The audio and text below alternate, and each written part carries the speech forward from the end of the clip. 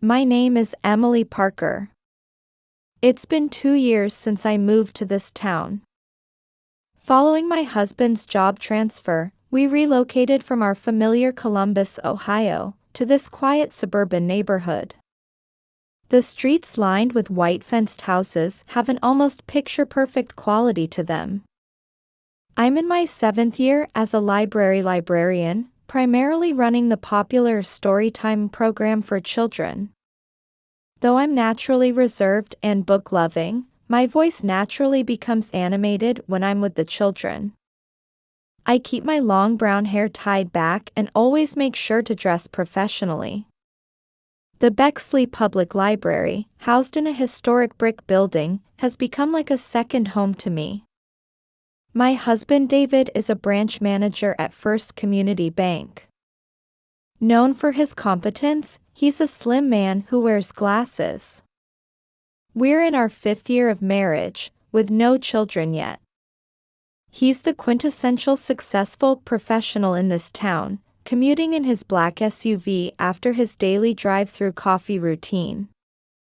My mother-in-law Margaret is a central figure in the local social scene. She's a senior member of Grace Methodist Church and a former PTA president. In the church with its white walls and beautiful stained glass, her words carry absolute weight. Since losing her husband 3 years ago, she's become increasingly attached to her son, David. With her dyed blonde hair and designer clothes, she hosts grand parties every August 15th for her birthday. While known publicly as a philanthropist, she often takes an overbearing attitude with family members. And then there's my mother, Jane. She earned deep trust from students and parents during her 30-year career as a local elementary school teacher. She's been living alone since my father passed away 5 years ago. My gentle, reserved mother has been hospitalized with severe pneumonia at Mount Carmel East Hospital for the past 3 months. It's a Christian General Hospital, and every day I pray for her recovery while gazing at the church cross visible from her hospital room window. Her best friend and former colleague, Mary Thompson, visits nearly every week. Sarah Chen, her night nurse, speaks kindly to my mother during her late-night rounds and shows concern for my fatigue. I occasionally meet Reverend Michael Brown from Grace Methodist Church in the hospital chapel. It's now mid-August. The humid summer air envelopes this conservative city. In this town where church activities and charitable works flourish, I'm now faced with the most difficult choice of my life. As my mother's condition becomes critical, my mother-in-law's birthday party looms just 2 days away. The event, expected to host over 100 guests as usual, is meant to be the biggest social event in the local community. It was supposed to be a glamorous gathering of the town's influential figures, including Linda Davis, the president of the local women's association. I felt torn between caring for my mother and preparing for my mother-in-law's birthday celebration. The elaborate cake specially ordered from Cheryl's Cookies, the high-end catering from Cameron Mitchell, confirming these final arrangements was stealing precious time from holding my mother's hand in her hospital room. How are the preparations coming along? Have you checked all the RSVPs? Did you confirm the final details with the caterer? I sigh quietly at my mother-in-law's voice on the phone. The twilight sky visible from the hospital room window carries an ominous feeling. The rhythmic sound from my mother's respirator and my smartphone's ringtone further tighten their grip on my heart. How can I escape this impossible situation? And then the fateful day arrived. Between midnight and dawn, my mother's condition rapidly deteriorated. In the sterile ICU room surrounded by stark white walls, I held her hand continuously. The sounds of the respirator and the heart monitor's waveform seemed to be barely holding on to my mother's life. Sarah checked on us repeatedly, but her expression grew darker with each visit. At 5 a.m., the phone at the nurse's station rang. As the sound echoed through the hallway, I instinctively stood up. I ran across the white linoleum floor, my footsteps sounding unnaturally loud. At the end of the dimly lit corridor, Sarah was waiting for me. The moment I saw her expression, something inside me froze. "Emily." Sarah's voice mixed gentleness with sorrow. My mother had already passed away. She lay quietly in the white room, looking as if she were merely sleeping. But when I took her hand, its coldness pierced my heart. She called out "Emily" at the end. And she said, "Thank you." Sarah's words echoed in the quiet room. Still holding my mother's hand, I couldn't hold back my tears. Outside the window, dawn was gradually beginning to color the sky. In the distance, an ambulance siren wailed in the hospital parking lot under the dim light. At 6:30 a.m., I tried to accept reality while getting coffee in the hospital cafeteria. Despite the early hour, several medical staff were already having breakfast. Their white coats gleamed brightly under the fluorescent lights. At 7 a.m., in the hospital waiting room. Just as I was about to contact the funeral home, my smartphone rang. My hand trembled at my mother-in-law's name displayed on the screen. A sense of foreboding washed over me at this timing. "Emily? How are the preparations for my birthday party today? Did you do the final confirmation with the caterer?" My throat tightened at the sudden question. I needed to tell her about my mother's death. But the words wouldn't come out. "Well, my mother just passed away this morning." A few seconds of silence. During that time, my heartbeat thundered in my ears. "Oh, I see. I'll offer my condolences later. Right now, my birthday party is what matters." "You haven't even checked all the RSVPs, have you?" Something inside me crumbled at my mother-in-law's cold voice. I gripped the phone in disbelief. "But I need to arrange the funeral." "Your mother's funeral?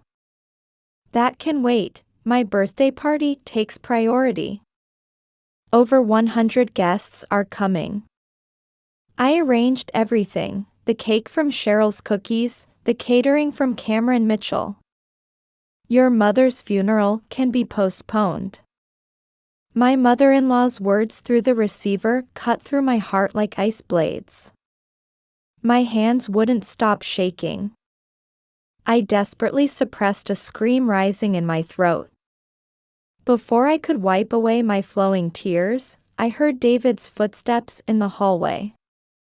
The sound of leather shoes approached. My husband appeared, smartphone in hand, looking dashing. Sarah was pretending to organize some documents a short distance away, secretly observing the scene. I caught a glimpse of her with her smartphone in hand. "I heard from Mother. You'll definitely be attending the birthday party today, right?" My hopes were completely shattered by my husband's cold voice. There wasn't a trace of his usual gentleness.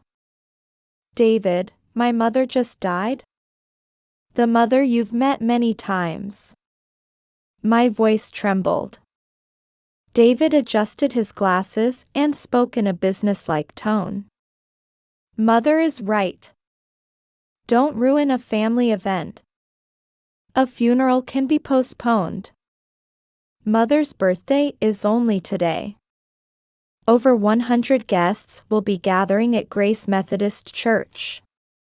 As I gripped my trembling smartphone and stared at my husband, Sarah's phone camera quietly recorded this heartless moment.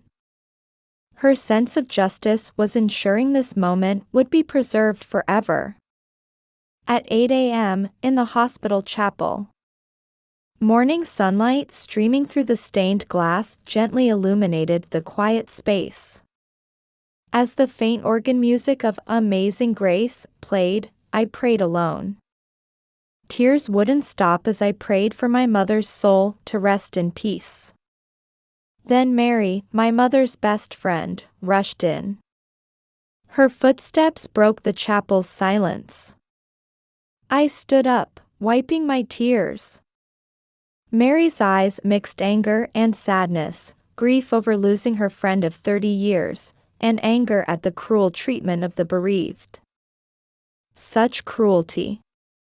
I'll tell everyone. Everyone in this town respected Jane. No one will forgive your mother-in-law's actions. As hymns quietly played, I made my decision. The morning sunlight streaming into the chapel seemed to illuminate my resolve. The sense of justice and compassion my mother taught me pulsed strongly within. Thank you. I'm going to my mother's funeral. In that moment, my heart was clear. Church bells rang in the distance, announcing the start of a new day. Behind the mother-of-pearl like gleaming stained glass, I felt as if my mother was watching over me.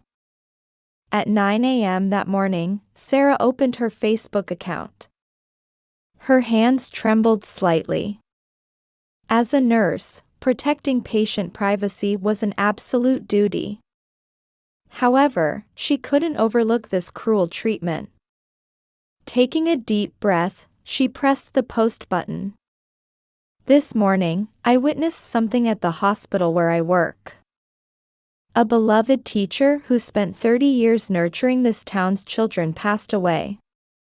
And then, the post included the phone conversation with my mother-in-law and the confrontation with my husband. The audio and video were clear, vividly conveying the cruelty of the moment. In the first hour, the post spread quietly within local community groups. Then gradually, comments overflowed with anger and sadness. The reaction from women was particularly intense. Parents of Jane's former students, former PTA members, church women's group members, they all shared the post on their smartphones one after another. Memories were posted one after another. The number of people influenced by my mother's 30 years of teaching was immeasurable. And now, all those people were staring at their smartphone screens. By noon, the post had been shared over 2,000 times. The local online news site, Columbus Dispatch, began covering the story. An article headlined "Unbelievable Incident on the Morning of Beloved Teacher's Death" spread instantly. My mother's former students began posting memory photos on their Facebook pages. The words accompanying each photo told the story of my mother's life. A statement from Reverend Michael Brown was posted on Grace Methodist Church's official Facebook page. Our church has valued love and mercy according to Christ's teachings. This incident severely contradicts this spirit. As a church, we cannot approve hosting today's birthday party. Immediately after this post, Linda Davis, the Women's Association president, also issued a statement: "We absolutely cannot condone such unchristian behavior." The church hall that was supposed to be the party venue. Elaborate decorations had been put up, and a large birthday cake had been brought in. However, the number of guests who arrived was less than half of previous years. Cameron Mitchell's high-end catering. Cheryl's Cookies special order cake. Though they were brought to the venue, most tables remained empty. Participants whispered while looking at their smartphones. My mother-in-law's friends began leaving one after another. My mother-in-law's panicked demeanor. My husband's confused expression. Everything was being shared in real time on social media. Local influential figures began sending their regrets one after another. Once, attending my mother-in-law's birthday party had been a status symbol in this town. But now, attendance meant social risk. People disappeared, making various excuses. A heavy atmosphere hung over the venue. My mother-in-law repeatedly checked her smartphone, unable to hide her anxiety. Then Reverend Michael Brown appeared at the venue. Standing in the center of the room, he spoke quietly but firmly. "Mrs. Margaret Watson, your actions contradict our church's principles. I must ask you to immediately cease this party in this building." At those words, Linda Davis, the Women's Association president, stood up. The members around her also rose in unison. "The Women's Association will cease all activities with you from now on." The venue was almost empty. The elaborate decorations and food, the birthday cake that was never cut, everything remained there uselessly. My mother-in-law stood dumbfounded. My husband checked his smartphone repeatedly with a lost expression. Then the church bells tolled 5 o'clock. The sound seemed to announce the beginning of their social collapse. Meanwhile, at the hospital chapel, a small prayer service had begun before my mother's body. Her former students, colleagues, and PTA members, people who had seen the social media posts, naturally gathered. Hymns flowing through the chapel. Words of prayer remembering my mother. And my determination. Everyone felt this would be a new beginning. The next morning, a large headline ran on the front page of the Columbus Dispatch. "Birthday party over beloved teacher's death, prominent woman's actions shock local community." The article carefully traced my mother's 30-year teaching career and included comments from many former students and parents. It concluded with sharp criticism of my mother-in-law's actions. Next to the article was a snapshot of my mother. Her gentle smile, surrounded by children, touched readers' hearts. Social sanctions against my mother-in-law began with unimaginable speed. First, Grace Methodist Church's executive board held an emergency meeting. They decided to revoke her status as a senior member. The resignation recommendation letter handed to her by Reverend Michael Brown stated, "Our church values love and mercy above all. Your actions directly opposed these fundamental principles."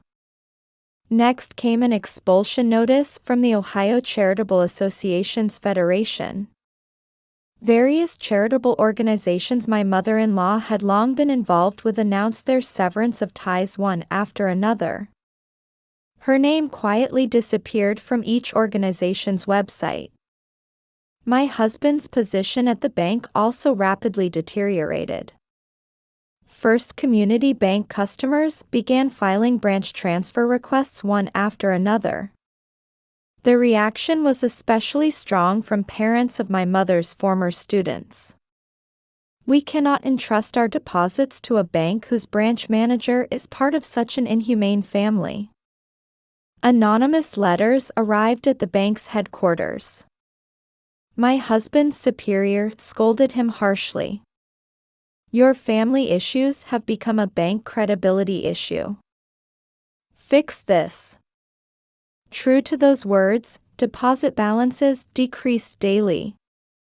The branch's performance plummeted.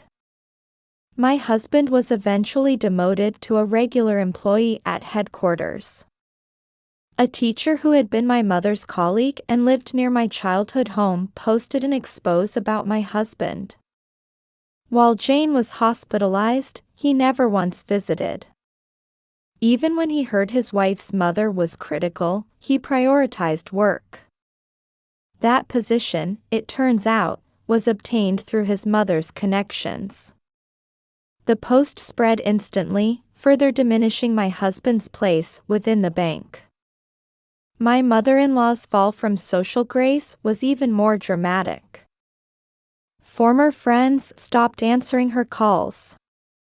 Invitations to parties and charitable activities ceased, and people deliberately looked away when they met her at the supermarket. High-end boutique owners began politely refusing her patronage. "We apologize, but we're currently out of stock. Unfortunately, that item is already reserved." Behind the outwardly polite words, cold rejection was clearly indicated. Neighborhood relationships also rapidly cooled. No one returned her greetings during morning jogs. Even at Sunday church, surrounding seats would remain empty. Harsh criticism also arose from relatives. My husband's uncle, who serves as an executive at a prominent local company, sent a letter announcing the severance of family ties for damaging the family's honor. Meanwhile, new bonds began sprouting around me. My mother's former students began visiting the library regularly. They offered to support my Storytime program. One, who had become a professional illustrator, provided wonderful picture books for children. The warm voices of local people also supported me. Some brought food to the library, others sent encouraging letters, and some quietly donated books. Each gesture felt like a gift left behind by my mother. John Smith, the library director, called me in to announce my promotion to head of children's services. "We want to entrust the future of our children to someone with your strong will and gentle heart." I couldn't stop crying at those words. I felt I had truly demonstrated the importance of courage to do what's right, that my mother always talked about. My mother-in-law and husband's attitudes also began showing gradual changes. Initially defiant, my mother-in-law began breaking down as reality closed in day by day. Her designer clothes were stored away, and her dyed blonde hair began showing prominent gray. My husband began awakening from his mother's influence and workplace stumbles. One night, he spoke words of apology to me. I should have made different choices then. But those words didn't move my heart. It was too late. My resolve to walk a new life path had solidified. I wanted to protect the sense of justice and compassion I learned from my mother through my own strength from now on. When I signed the lease for my new apartment found through the local women's support center, my hand didn't shake. It was time to take a new step forward, carrying my mother's teachings in my heart. 6 months have passed since that day. The Columbus suburbs were changing seasons from autumn to winter. Through the library windows, I could see the last autumn leaves dancing down the tree-lined street. I had just finished writing a proposal for a new children's program as head of children's services. My mother-in-law and husband were forced to leave Ohio 2 months after the incident. They moved to a small town in Massachusetts, reasoning that no one would know them there. On moving day, my mother-in-law's appearance had completely changed. She had sold her designer clothes and expensive jewelry, adopting a plain appearance.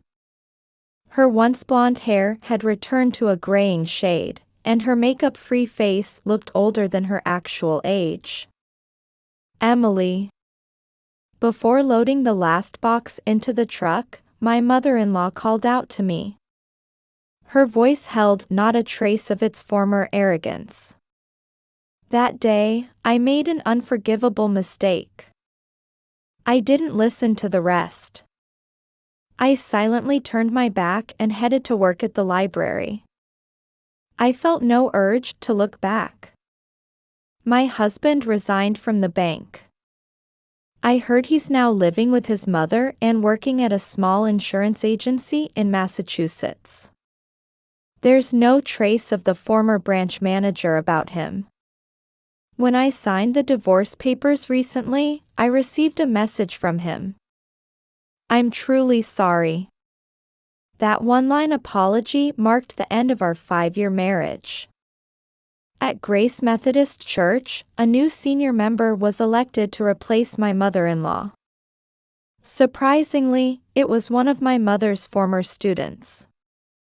She greatly reformed the church's community service activities, ensuring more substantial aid reached those in need. This is what Ms. Jane would have done, she said, using this principle to guide her activities. My new life had begun, walking alongside my mother's legacy. The library's story time became even more popular than before. My mother's former students started bringing their own children. Word spread about story time with the teacher, who's the daughter of our grandmother's teacher. Recently, my special exhibition, Remembering Our Teachers, was well received. It featured photos of my mother's colleague teachers, messages from former students, and records of old school events. These items pass down bonds across generations. My new apartment is a 10-minute walk from the library. Though small, it's a comfortable room filled with warm light. The bookshelf holds my mother's favorite books, and the walls are decorated with pictures from the children. My life has changed dramatically in these 6 months. But it's not a change I regret.